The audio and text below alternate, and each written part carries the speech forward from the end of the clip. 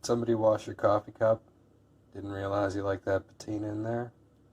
Well, here's how to get started seasoning your coffee cup and getting it back to where you want it. I'll show you how to take it from here to there. Alright, start like this.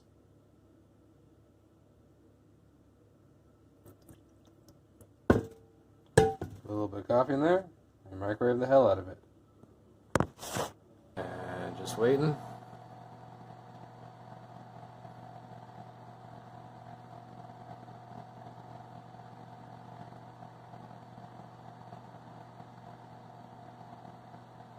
Alright, so there it is.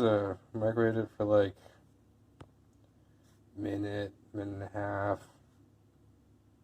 Now, it's really not that different from seasoning cast iron, except for, making it, instead of making it non-stick, you're making it like more stick.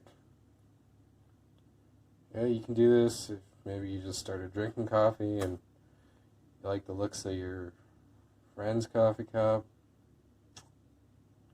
Maybe you don't have friends.